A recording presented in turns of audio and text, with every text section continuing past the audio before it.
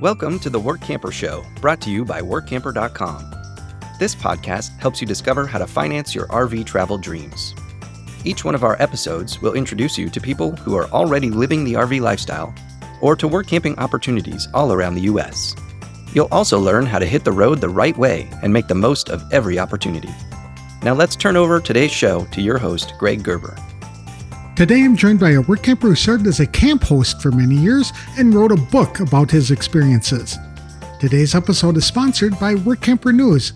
Wouldn't it be nice if Workamping job listings for your ideal location just appeared in your email inbox?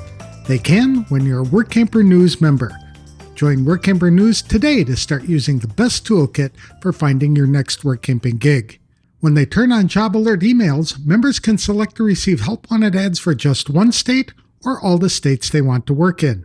Each email contains the full ad text, so there's no need to have to click a link, go to a website, and hunt around for an ad just to see if the job even interests you. The job finding process is easier with Workamper News, so join today at www.workamper.com. Many people dream about workamping, but few get to see what really happens behind the scenes. Today's guest, Stephen Erkman, pulls back the curtain in a fun and entertaining way through a book titled Not the Brochure. Stephen and his girlfriend have spent several years traveling full-time across the United States and work camping in campgrounds and RV resorts. Along the way, he collected dozens of stories that reveal the humorous, unpredictable, and sometimes chaotic style of campground life. In this episode, Stephen shares how a series of Facebook posts eventually turned into a book filled with real-life experiences from the front lines of work camping. You'll hear stories about demanding guests, unusual campground emergencies, wildlife encounters, and the creative side of problem solving that often comes with the job.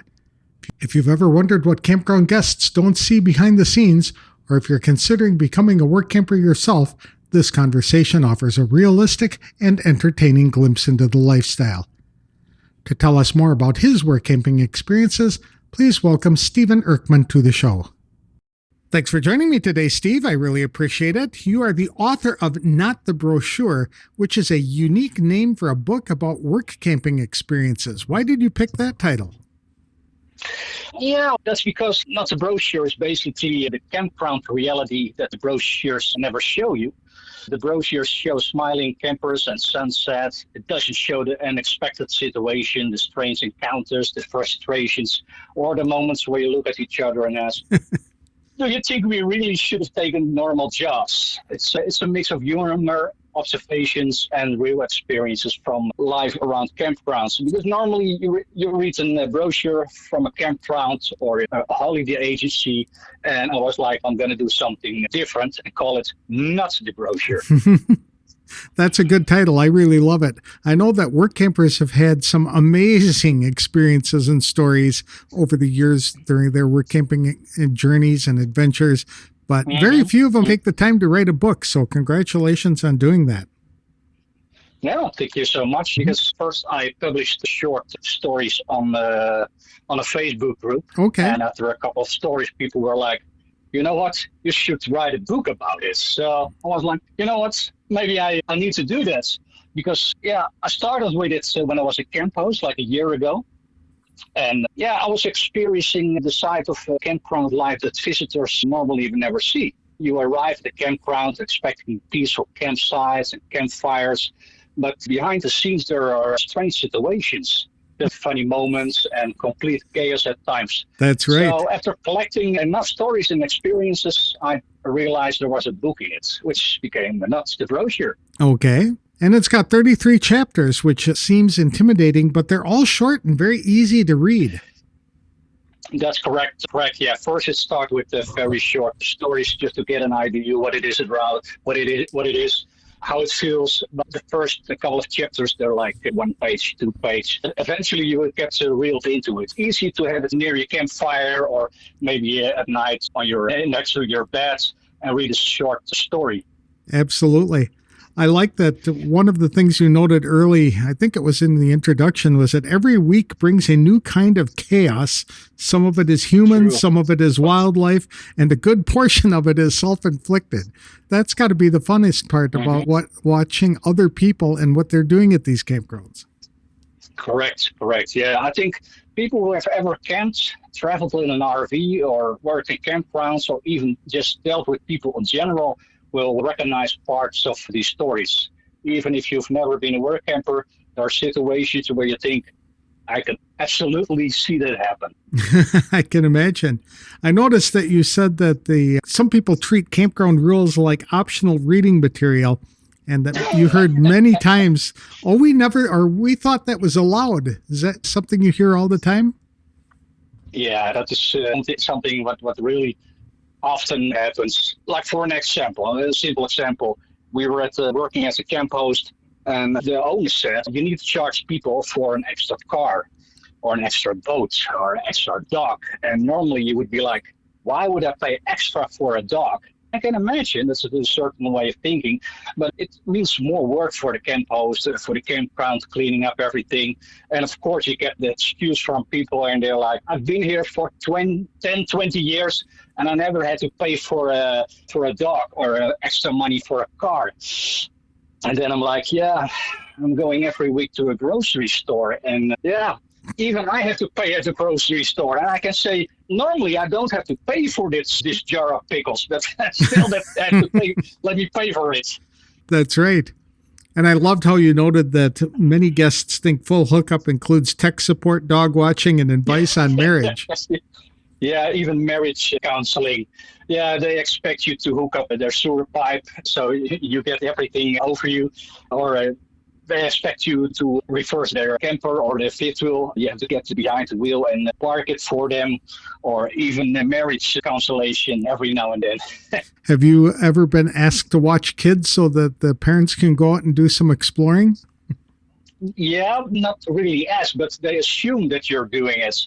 Oh. So they just keep the children on the campgrounds, and you're there and you're like, where's your mom and where's your dad? And then they point in 5 different directions and they run away, and you're like, okay, probably the parents are gone, or they're having a nice chat or a beer with the neighbor. But yeah, it's strange. They're really strange stories every now and then. Are the camp hosts actually asked to fix RVs that often? No, more complimentary, or the courtesy. One morning I was woke up by my girlfriend, and she was like, yeah, somebody has a flat tire, so maybe you can take a look at it. And to be honest, the nearby garage was like 2 hours away from there. Or they had to call AAA and they charge you an arm and a leg because it's way out of their district.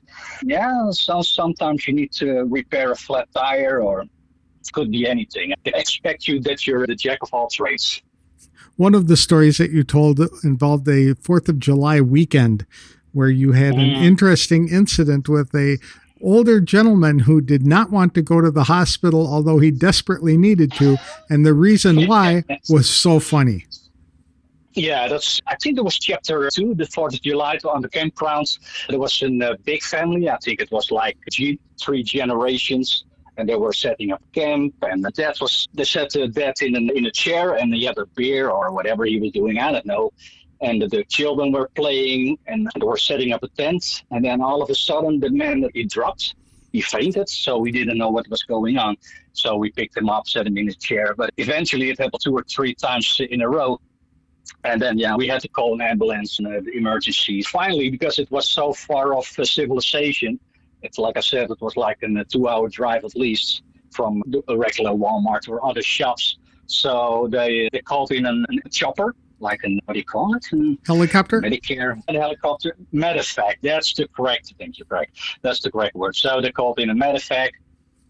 The local fire brigade came for a team. And they checked everything on him, and they were like, it's better that you go with us to the nearby hospital. And it was only a half-hour flight. We need to do some extra checks on you.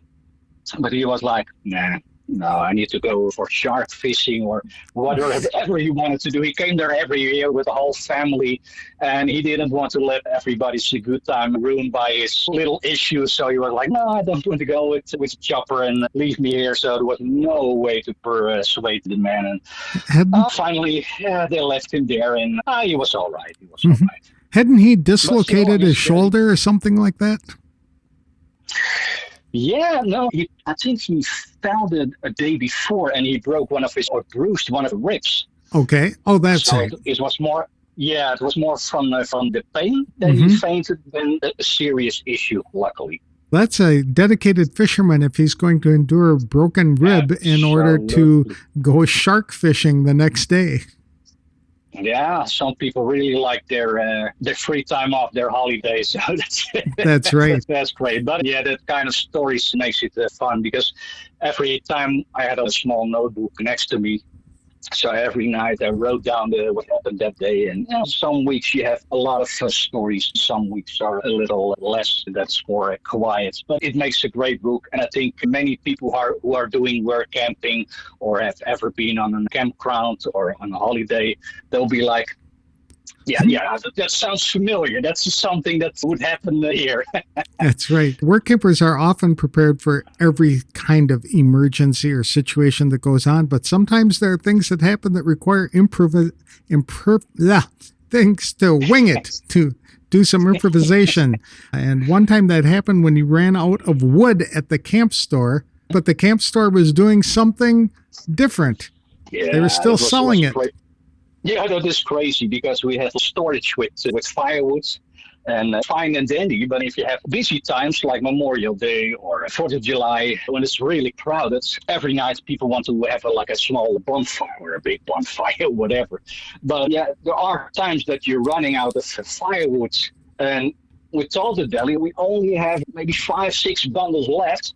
And that's it. But probably somebody didn't get the message. So they were selling firewood like we have a forest in the backyards. And we were like, we don't have any firewood left. So eventually what we did, normally when people leave, sometimes they leave some wood.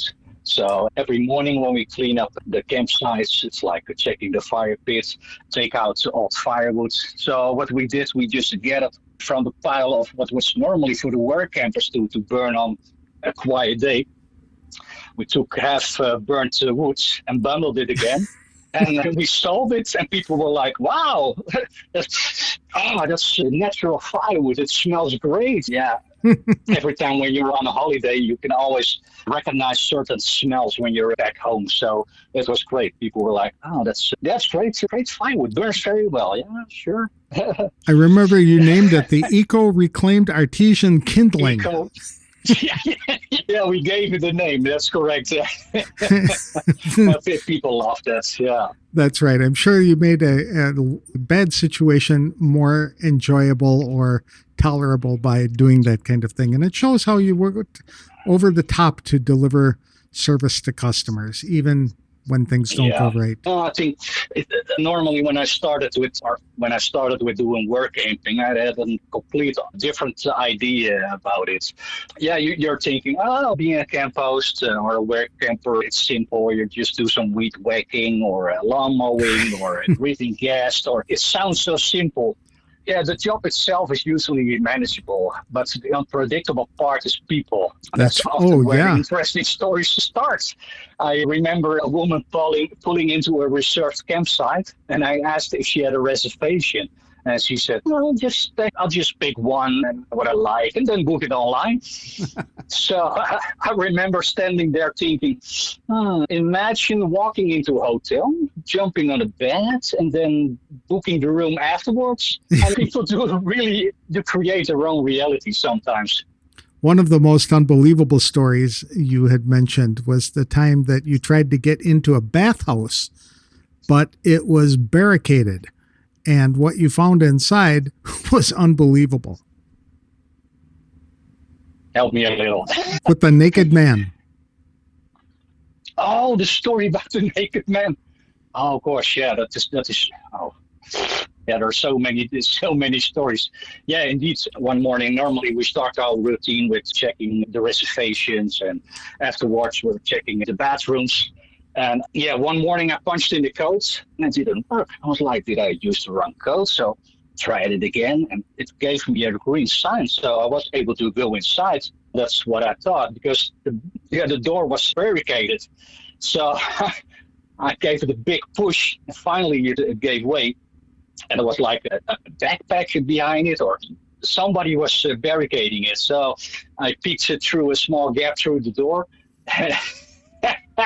Yeah, you're right. This is funny as hell. And there was a naked man in the bathroom. It was not like one bathroom. It's like a public restroom. So the whole bathhouse. Yeah. Yeah, the whole bathhouse. Only the men part. So let's get that clear. But yeah, he needed the 2 showers, the two toilets, the urinoir, the 2 sinks. And he was just shaving. I think he was shaving from top to bottom. So I was like, sir, what are you doing? You need to get dressed. He was like, oh, I'm sorry. I didn't know people were using the bathhouse. Yeah, sure. People use the public. Probably he needed to go to the other public restroom, but there was no shower there. So I don't know. They think that the whole world is their oyster. It's all there. So I have no idea how that works, but that makes the job funny. Absolutely. Raccoons seem to be a real nuisance for you, but they made for some great stories. I really like the one where you had raccoons at war with skunks. That would be really interesting. Yeah, it's interesting. Yeah, we had a lot of skunks on the campground. Not only skunks, we also had 12 stray cats. And those stray cats worked for the park. They fed them and everything. But still, we had raccoons. And they had a great time in our dumpster. But also next to raccoons, we have skunks and deer. And every now and then, they get in a pickle. They have a fight with each other. And what are you going to do with them? Because skunks, they stink. Yes, absolutely. About that. I'll do that later. And raccoons, they can have rabies. So they're both pretty fine. But every now and then it's the battle of the strongest. And what are you going to do about it? But the skunks are more of an issue. I remember that, I think it was after time. So I think it was like 11:30. And I heard a knock on my door. I was sleeping, so I didn't respond right away. And then I heard another knock. I was like, what's going on? So I got dressed, went to the front door, opened the door, and I saw a guy walking away. So I put on the porch light. I was like, Jonah, is it you? Yeah, that's me. Oh, Stephen, help me out. My dog got sprayed by a skunk. Oh, no. I'm like, Jonah, it's 11:30, man. Yeah, do you have some dish soap for me? And hydroperoxide? And Dawn dish soap. I was like, what are you going to cook? Like a chemical? Do you have a chemical warfare, or what are you up to? But that was the way to clean the dog. That's right. I gathered all the stuff, and I think like 10 minutes later, I found it in the men's restroom in the shower house. The whole shower house smelled like skunk, and I think that was like for another 2 or 3 days. Oh. But like people expect you to be there 24/7. So. I think every work camper will appreciate the story of the time that you were assigned to pick up palm seeds around the campground, that they have been blown over all over the place. And it's not something that can be raked up easily. They have to be almost picked up individually. But then Mother Nature stepped in. Yeah, it is crazy. We started at a new gig, and it was in a spa. And the manager was like, can you clean up the courtyards? We have so many palm seeds. So you can't just normally get them out. So you have to get them out with a rake and finally to something like tweezers to get them out. So everything was clean. We were sitting there on our knees and then cleaning everything. And then the next day, I think it rained and it was all for nothing. We had to start over again. So it was pretty useless. And we also had a guy there. His name is Jose. And he didn't pick up palm leaves or palm seeds, nothing. He just kept spraying all the scent like a maniac. So all the palm seeds, they just went down in the soil, in the dirt again, and that was all for nothing. So, Oh, that's funny. Never a dull moment. Right. And there are many of those stories which make a great adventure. It's never a dull moment. That's right. One thing that you talked about that I think everybody can relate to as well is the struggle that you as a work camper had in trying to clean pools without guests trying to use them. It is crazy. Yeah, like I told you, we were on a new Workamper gig, and they have a pool. They have 4 hot pools, let's call it that, or the spring water. Hot tub? Yeah. Let's call it a hot tub. There's 4 hot tubs, and they decided to give it a makeover. So everything was cleaned, even the bathhouse. It was beautiful, white. The floor was white, and oh man, I don't know if you ever try to clean a white floor, but it's almost impossible. So we were cleaning and scrubbing everything, and we had a sign with closed, cleaning, do not enter. But just like one of my episodes in the book, it's called Signs Are Optional. That's probably what you're talking about. And yeah, I don't know what people think. They always think the sign is not for them. So I had a guy walking in. I was like, "No, sir, you have to wait. I'm still cleaning. No, I only need to get my jackets." And he tripped over the bucket, all the dirty water again out the floor. He tripped over the floor, and I don't know what it is. And even another time was a guy, and he thought he could just go shower while we were working there. So I don't know what people are thinking. Or just at the same spa, I was also the pool boy. Yeah, me, the pool boy. And while you're cleaning the pool opens at 9 o'clock. There's a big sign, pool's open at 9 o'clock. But the spa, the whole resort, opened at 8 o'clock. But it was more for people to go in the hot tubs. So still you have people jump in the pool, and I don't know maybe they're training for the Olympics. So while you're there, cleaning the pool, they're swimming through or between your hoses and then tripping over your wires. I don't know what people think. That's right. It's there. It's a lot of fun. I hear you. One time a guest asked you to turn off the windmill fans, and it kind of caused you to wonder, what the heck are they talking about? Yeah, we live here in an area which is near the desert. So all the winds from the sea goes through a small gap between the mountains here to the desert. So there are a lot of windmills installed here. And one day, and it can be windy here, but one day I was cleaning the pool, and there was a lady, she was like, "Can you turn off the fan?" Can you turn off the fan? "Yeah, it's so windy here." We have umbrellas, we have everything here, but we don't have fans. I was like, "Maybe you mean the air conditioners on the roof." So I was pointing to the roof. I said, "Are you talking about the air conditioners?" She was like, "No, yeah. I drove here, and you have a lot of big fans in the windmill, in the valley. In the valley, you have a lot of big windmills in the valley." I was like, "Oh, that's the windmill farm. That's to produce energy."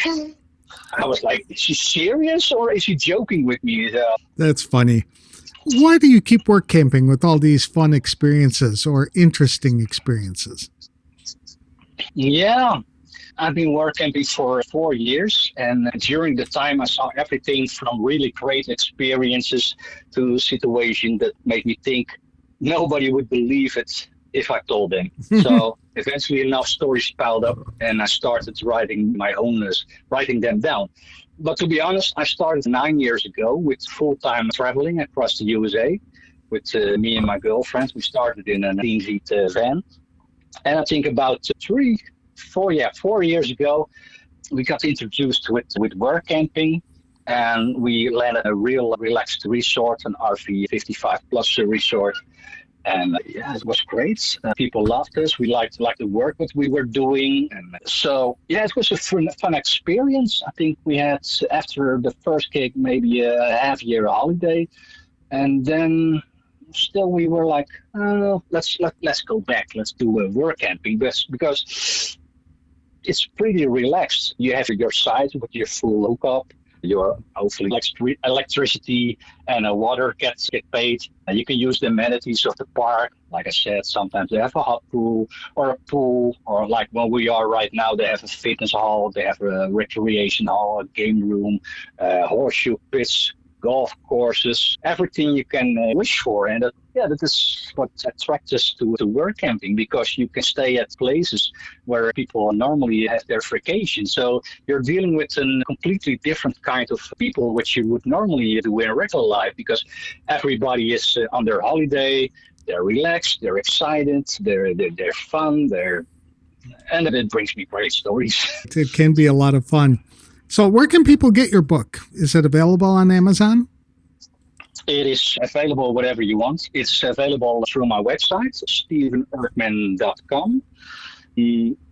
I have a Facebook page, stevenerkman.com. They contact me there. I'm on Substack. But yeah, they can order it on Kobo, Google Books, Apple Books, Amazon, and I self-publish it through lulu.com. Okay, wonderful.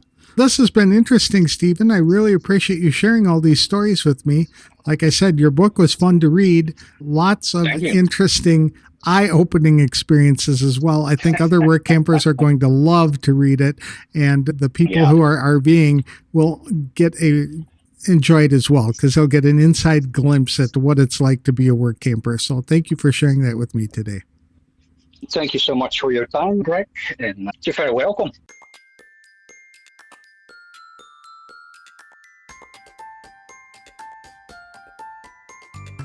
Stephen Erkman's stories remind us that one of the greatest benefits of work camping is that no 2 days are ever the same.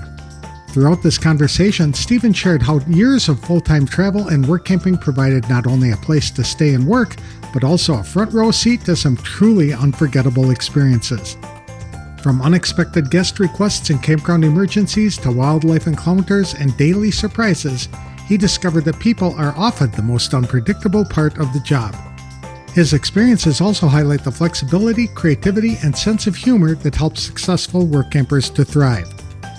Whether he was helping stranded guests, solving campground challenges, or simply observing human nature in action, Stephen found inspiration for dozens of stories that eventually became his book, Not the Brochure.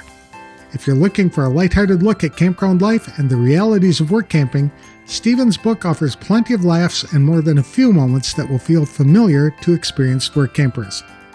To learn more about Stephen, visit stevenerkman.com, connect with him on Facebook, or follow his writing at Substack.